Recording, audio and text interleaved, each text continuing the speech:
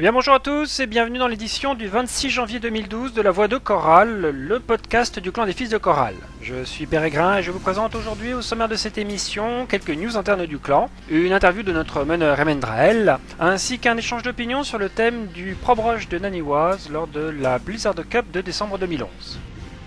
Tout d'abord quelques news. Vous l'avez vu, suite à l'infection par virus de notre précédent forum, Emendrael a tout remis à plat. Nous disposons à présent d'un nouveau forum et d'un nouveau site, tout beau, tout neuf, customisable et qui n'attend que votre contenu. Alors n'hésitez pas, venez vous inscrire et participer, c'est là le support, le socle de communication de tout notre clan. À ce sujet, la multigaming est engagée. Ont été pressentis comme jeux représentés League of Legends, Diablo 3 et Star Wars The Old Republic.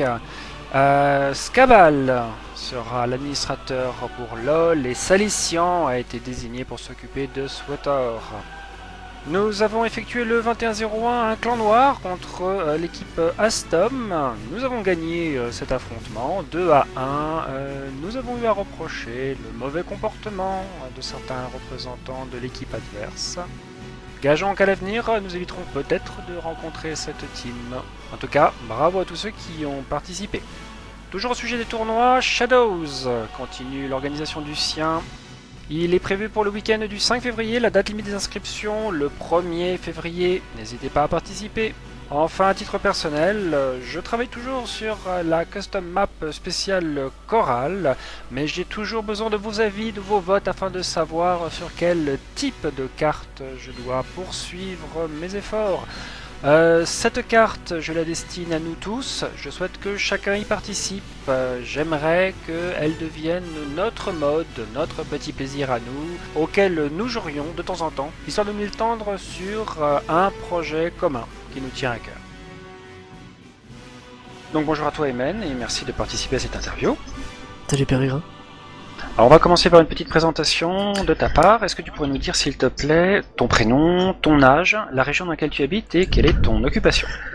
Alors, Yannick, j'ai 28 ans, j'en ai 29 au mois de juillet. J'habite sur la métropole lilloise. C'était quoi les autres questions, tu m'as dit?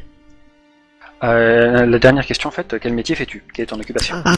Je suis commercial en fait pour une entreprise qui propose des offres sur internet. Des réductions pour des produits d'entretien, des restaurants, etc. D'accord. Comment es-tu venu à jouer à StarCraft 2? Bah déjà parce que j'ai joué à StarCraft 1 avec un ami qui est un copain d'enfance.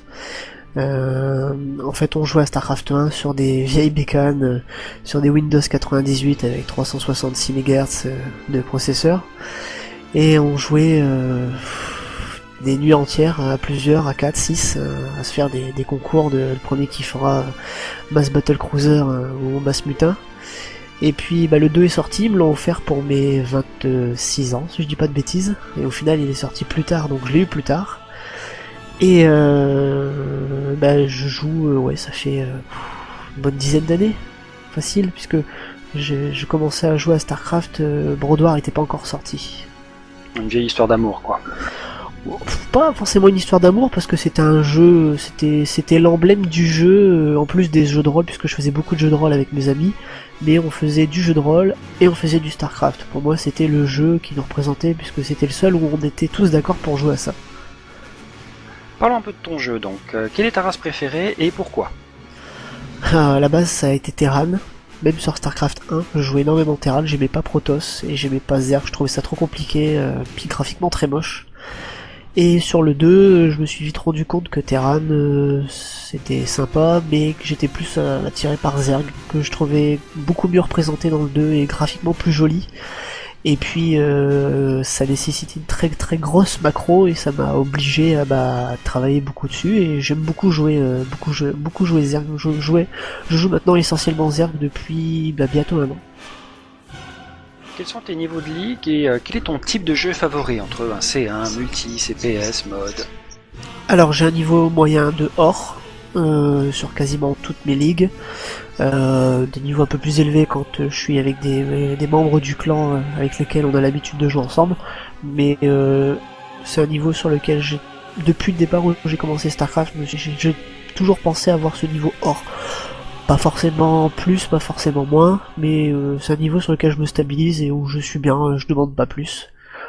Je suis très friand, j'étais très friand du 1v1, j'ai écumé le ladder très longtemps déjà pour monter or, puisque j'ai fait la bêtise en commençant StarCraft 2 d'aller direct sur ladder.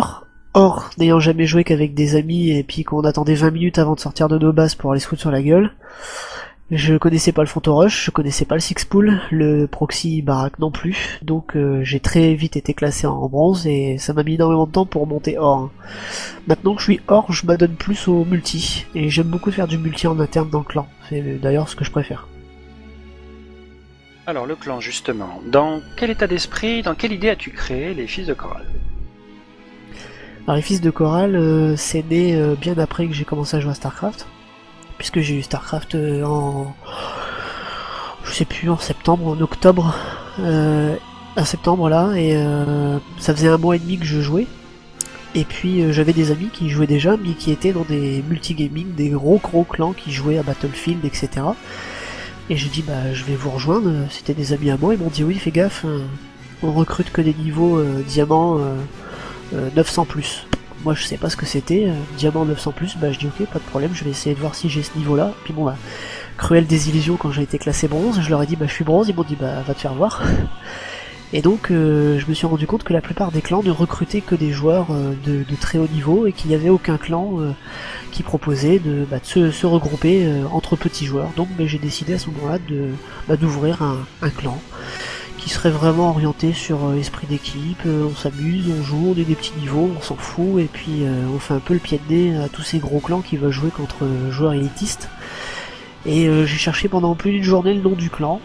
Je voulais quelque chose de sympa, et je sais plus comment m'est venu Fils de Chorale, mais je sais que j'avais cherché sur Wikipédia, je cherchais des noms, des mots, je voulais quelque chose des rebelles un peu, voilà, un peu des gens qui s'étaient rebellés et qui voulaient changer un peu les choses, et puis Chorale ayant une section de révolutionnaires qui s'appelait les Fils de Chorale, j'en suis arrivé à faire le clan FDK. Pour ce qui est de l'avenir du clan, l'installation d'un multigaming et le développement de toutes vos activités, quelles sont tes idées, tes projets, tes envies? Alors le multigaming au départ c'était pas du tout une évidence, au contraire on jouait tous qu'à StarCraft donc on se posait pas trop la question de jouer à autre chose. Et puis naturellement les choses se sont faites avec l'arrivée de League of Legends qui a fait un gros carton. Star Wars qui arrive, il y a d'autres jeux aussi auxquels les membres du clan jouent, et plutôt que de perdre des membres, en tout cas que chacun s'éparpille un peu à gauche à droite, le but ça serait qu'on reste ensemble, quitte à jouer à d'autres jeux, mais de proposer de pouvoir jouer ensemble à des jeux auxquels on aurait joué sur d'autres serveurs, autant qu'on joue entre nous puisqu'on se connaît bien et qu'il y a une certaine complicité qui s'est faite.